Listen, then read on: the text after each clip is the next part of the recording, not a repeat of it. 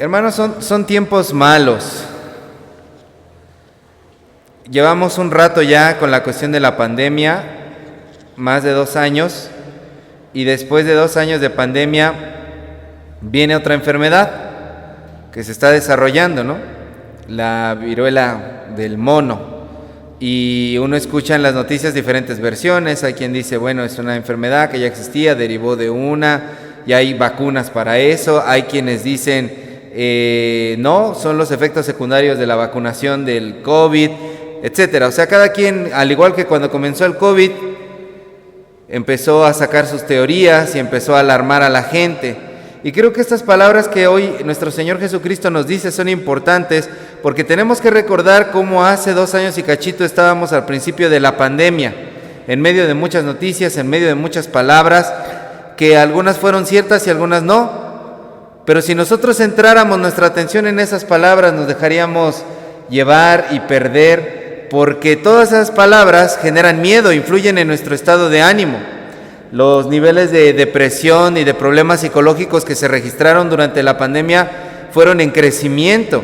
Los expertos dicen que se registraron más personas con depresión, con problemas alimenticios, con problemas de ansiedad, con problemas de sueño, con problemas anímicos, y esto fue en crecimiento. Vimos cómo el valor que teníamos para enfrentar la pandemia en un principio fue disminuyendo, ¿no? E incluso hasta el más necio terminó utilizando un cubrebocas porque se daba cuenta de que esta situación estaba fuera de nuestro alcance. Sentíamos que los problemas eran nuestros, pero que nosotros no teníamos las soluciones para poder resolver esa situación. Fue una situación difícil la que vivimos y la que sigue viviendo el mundo a través de diferentes cosas que están sucediendo. Y entonces en tiempos así se hace difícil tener esperanza.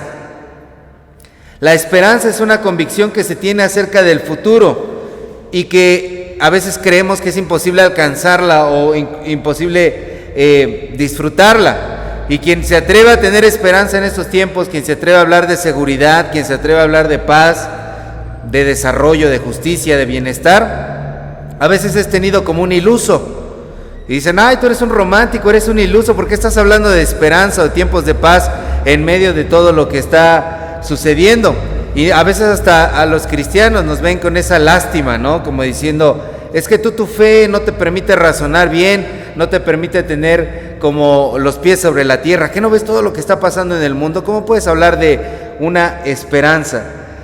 Pero definitivamente necesitamos hablar de esperanza, porque la esperanza nos construye como seres humanos.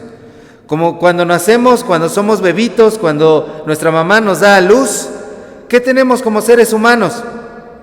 Nada.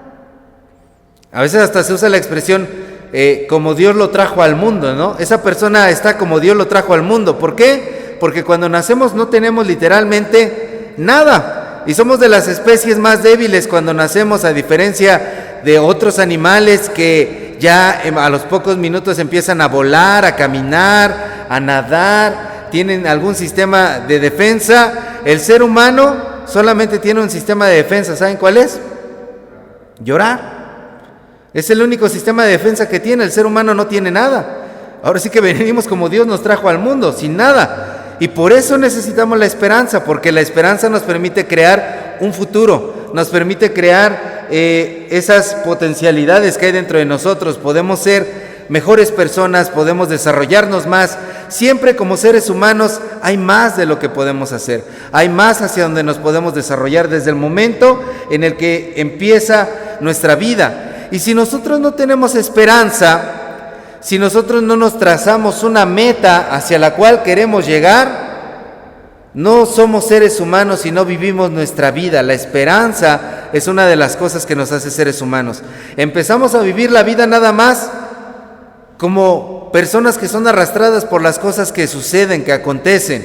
Nos convertimos, decía alguien una expresión, somos pasajeros de la vida. Dice, ¿qué es pasajero de la vida? Pues que se sube a la vida y a donde vaya el carro, él va. No sabe a dónde va, no sabe cuál es su destino, no sabe cuál es su meta, simplemente se deja llevar. Nos convertimos, en vez de en seres humanos, en marionetas. Nos convertimos en marionetas de la vida. Y la esperanza es muy importante porque hace poco veíamos dentro del estudio de Tesalonicenses lo que significa la esperanza. La palabra esperanza no solamente es tener la convicción de que algo bueno puede pasar en el futuro, sino que esperanza es sinónimo de resistencia. La esperanza es resistencia. Tienes una esperanza, esperas lo mejor del futuro, pero sabes que debes resistir porque van a venir muchos golpes a tu vida. Los trancazos van a estar ahí, pero si tienes esperanza, tienes una meta y sabes que debes aguantar la golpiza porque te espera algo mejor. Y eso le quita la versión romántica a la esperanza. La esperanza no es algo bonito de ¡ay, qué padre! El futuro va a ser lleno de flores y lleno de cosas hermosas. No, la esperanza es, me esperan problemas, pero aguanto los golpes porque sé que lo que viene después vale la pena. Y la lectura del día de hoy nos habla acerca de la esperanza. Jesús comienza diciendo una frase muy importante. Jesús comienza diciendo, no tema, ¿qué? Manada pequeña. No teman. Ahí Jesucristo nos está diciendo que no temamos. ¿Por qué? ¿Qué es lo que dice el versículo? A ver, ¿me lo pueden decir todos? ¿Por qué?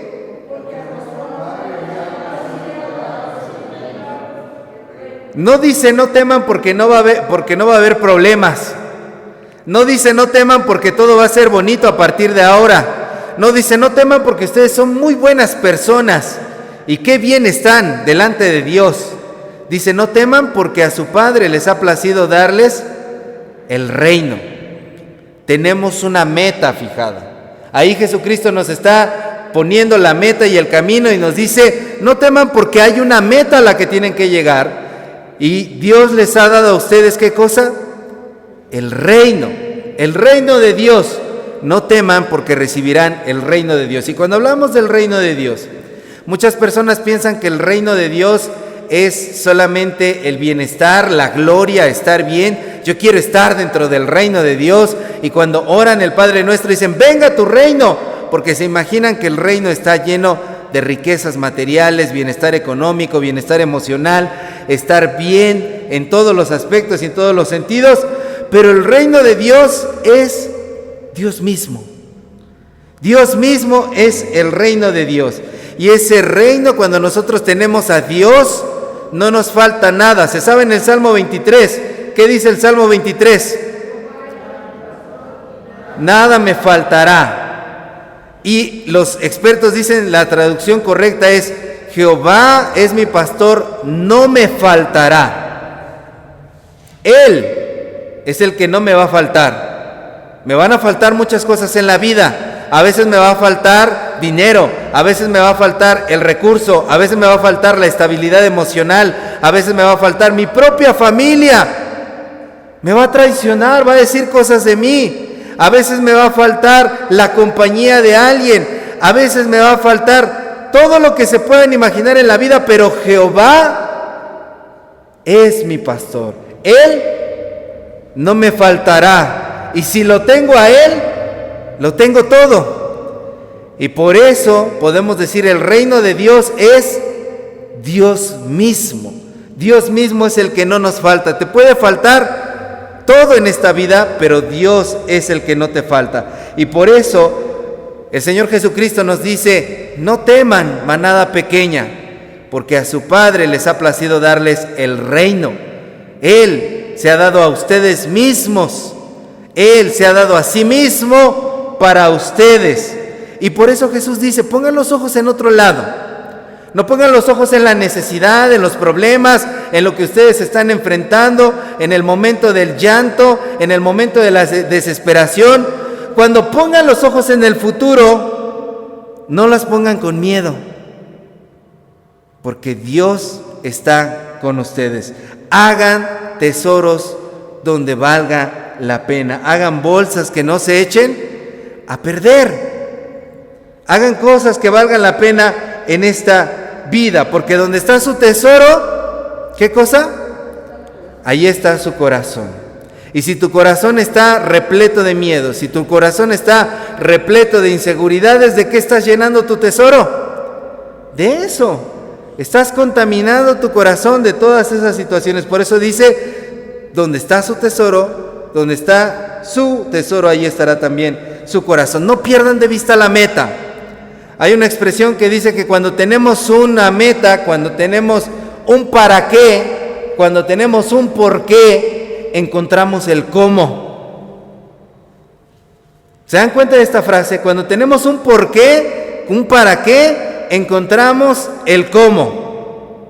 Siempre lo comparo con los romances de la secundaria. Cuando el muchachito de la secundaria sabe que esa niña le gusta, va con todo por la niña y se esfuerza y dice, yo voy a encontrar el cómo, pero esa niña me va a hacer caso. Pasa similar con nosotros en esta vida. Cuando tenemos un para qué, encontramos el cómo. Y puede estar pasando que el mundo se nos está cayendo alrededor y que nuestra vida se está derrumbando y que tenemos miedo acerca del futuro, pero si tenemos un para qué, que es lo que Cristo nos regala el día de hoy, vamos a encontrar el cómo. El para qué, la meta es el reino de Dios, es Dios mismo que está con nosotros. Entonces Jesucristo nos invita a decir, encuentren el cómo. Encontrarás el cómo relacionarte con Dios, cómo estar con Dios, cómo estar cercano a Él. No pierdas de vista que tú no eres de los que no tienen esperanza. Esa es otra frase que también viene en Tesalonicenses. Porque no quiero, hermanos, que ignoren como aquellos que no tienen esperanza. Ustedes sí tienen esperanza. Ustedes sí tienen a Dios. Ustedes sí tienen un futuro y una meta. Encuentren el cómo caminar. Yo no sé lo que puede estar pasando en tu vida, los miedos que te puedan estar calcinando, los miedos que te puedan estar consumiendo, las inseguridades que no tengas acerca del trabajo, acerca de tu estabilidad emocional, tu condición en la familia. Muchas cosas pueden estarte rodeando, pero el Señor hoy quiere devolverte la esperanza. La esperanza dice, soy yo mismo, mírame, caminas hacia mí, por lo tanto debes de seguir hacia adelante. Entonces, no se trata, la esperanza del cristiano no es una cuestión de fantasías. El cristiano no vive de fantasías y de fábulas y de cuentos de hadas. El cristiano no vive de un libro que está lleno de historias fantasiosas. No, el cristiano vive de la palabra de Dios. ¿Y qué es la palabra de Dios? Un testimonio de cómo las personas enfrentaron sus miedos. ¿Recuerdan algunos personajes de la Biblia y cómo enfrentaron sus miedos? Moisés, él tenía miedo cuando nuestro Señor le llamó y dice, yo no sé hablar, ¿quién me va a hacer caso a mí? No soy nadie delante de Faraón. Y entonces Dios le dice, mi boca será tu boca, yo estaré contigo y te voy a conducir para que puedas hablar delante de Faraón. ¿Qué tienes en tu mano, Moisés? Tengo una vara, esa vara es la que yo voy a utilizar. No tengo muchos recursos, solo tengo una vara, eso es lo que yo voy a usar, Moisés. ¿Recuerdan otro personaje? Abraham y Sara tenían miedo de la promesa. Cuando se les dice van a ser papás en el momento de la vejez, ellos no lo podían creer. Incluso Sara se llega a reír del futuro y llega a pensar que la promesa no se va a realizar. Y el Señor entonces le dice, ¿de qué te ríes? ¿El Señor no puede hacer esto?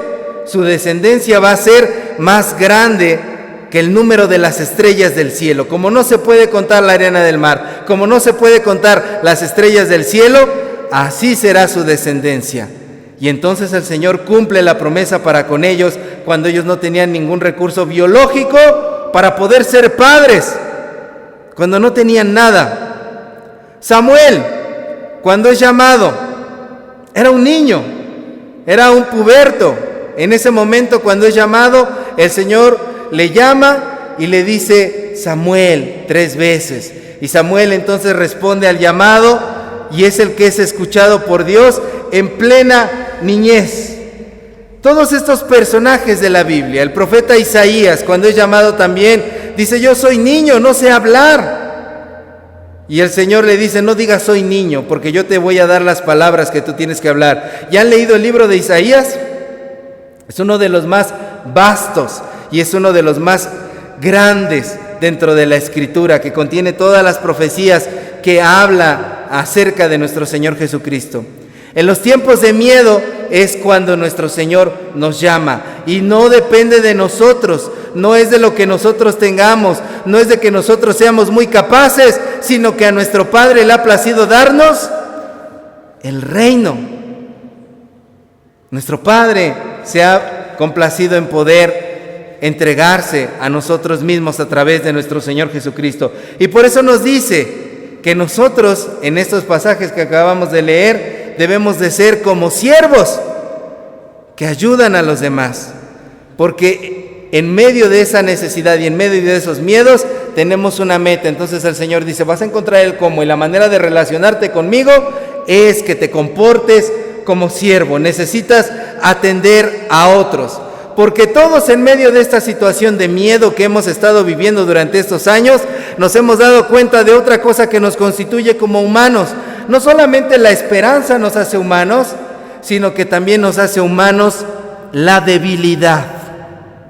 ¿Quién de aquí es débil? ¿Quién de aquí es vulnerable? ¿Quién de aquí se quiebra? El que no se quiebra, ni es vulnerable, ni es débil, no es ser humano.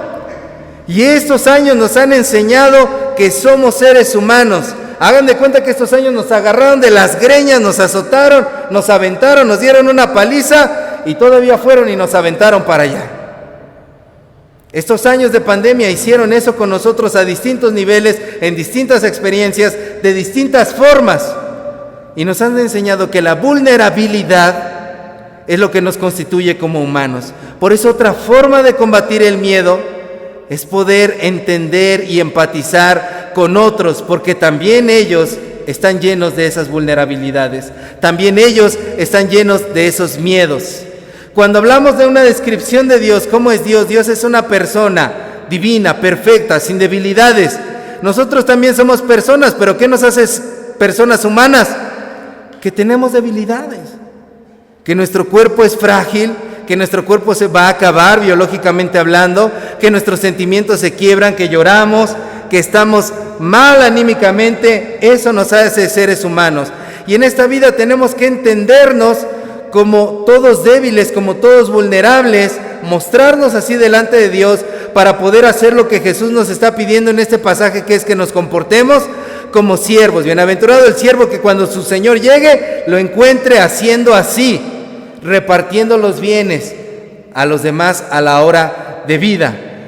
Tenemos que entender que dentro de esta debilidad, dentro de esta vulnerabilidad, no podemos ser los que dañen a otros, porque lamentablemente esa es otra capacidad que como seres humanos tenemos, que aunque el otro también esté débil, que aunque el otro también sea vulnerable, que aunque el otro también sea humano, tenemos la capacidad de lastimarlos y de hacerles daño. Yo no sé ustedes, pero yo he lastimado a mucha gente. Y si alguien de aquí también ha lastimado gente, entiende lo que yo estoy diciendo, que también herimos a otros, que también, a pesar de que los otros son humanos como nosotros, los insultamos, los herimos, hacemos cosas que les dañan, hacemos cosas que afectan su autoestima, hacemos cosas que los destruyen. Y nos convertimos en un grupo de personas débiles. Hagan de cuenta que fuéramos ciegos, cojos, mancos, que en medio de eso dañan a los demás. Alguien decía, es una pelea de inválidos por demostrar el poder. ¿Quién está menos inválido? Pero en realidad delante de Dios todos tenemos carencias y todos tenemos debilidades. Por eso en lugar de que sea una pelea de inválidos, tendríamos que ser el ciego ayudando al cojo. El ciego, ¿cómo le ayuda al cojo? Recargando, que el cojo se pueda recargar y le presta las piernas que el cojo no tiene. Y el cojo, ¿qué le puede dar al ciego?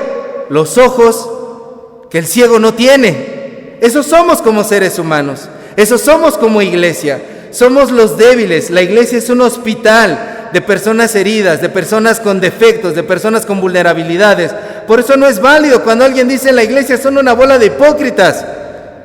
La iglesia somos un montón de personas que hemos sido convocados por Dios, no porque seamos perfectos, sino porque nuestro Padre le ha placido darnos el reino. Y estamos todos llenos de defectos y de debilidades. Este es el lugar en donde nos reunimos todos los que tenemos alguna invalidez, todos los que tenemos algún miedo, todos los que tenemos algún temor. Esta es la enseñanza que nos da Cristo el día de hoy. Si tienes miedo, aprende a caminar junto con los otros, porque entre más acompañados estemos, menos miedo hay. ¿No es cierto que de repente alguien que le teme a la oscuridad va así y prende de repente el foco, y ya cuando hay alguien ya se tranquiliza porque ya de que menos está tranquilo, ¿no? Los niños que dicen, mamá, mira, me voy al baño, tengo miedo. Y si la mamá lo mira, mágicamente ya el coco se fue. ¿Por qué? Porque el niño se siente acompañado. No teman, manada pequeña. A mi Padre les ha complacido darles el reino, y el reino es Dios mismo, y Dios es amor. El amor entre hermanos, la compañía entre hermanos, el caminar juntos, el poder acompañarnos de tal manera que los miedos los unos de los otros desaparezcan, que la iglesia deje de ser ese lugar en donde venimos con miedo a que nos critiquen, a que nos miren mal, a que nos digan esto, el otro, sino que sea el lugar en donde encontramos esa reconciliación con Dios y la compañía, en el que si estamos unos con nosotros, el coco se va y podemos sentir esa fuerza los unos con los otros. Cristo está con nosotros. Cristo nos recuerda hoy estas palabras, que en medio del temor y de la desesperación, Dios mismo ha decidido descender a habitar con nosotros. Y vemos a Dios a través del rostro de cada uno de nuestros hermanos y nuestras hermanas. Voltea a ver el rostro del que tiene al lado, por favor. Voltéense a ver. Ese es el rostro de Dios. Ahorita traen el cubrebocas, pero podrían decir, ¿cómo que es el rostro de Dios? Si esa persona está chimuela. ¿Cómo es que es el rostro de Dios? Y miren qué ojeras trae. No, yo me imaginaba a Dios más guapo, más guapa. Es el rostro de Dios el que tenemos los unos para con nosotros. Seamos el rostro de Dios, seamos compañía, seamos los que nos ayudamos a vencer los miedos. No teman, manada pequeña. Embates de la vida van a seguir existiendo, pero nuestro Señor hoy está en medio de nosotros. Amén. Vamos a ponernos de pie y vamos a orar. Padre de misericordia, te damos gracias por esta palabra que nos regalas. Gracias, Señor, porque hablas hacia nuestro corazón, porque estás en medio de nosotros, Señor, y quitas nuestros miedos. En Cristo Jesús. Amén.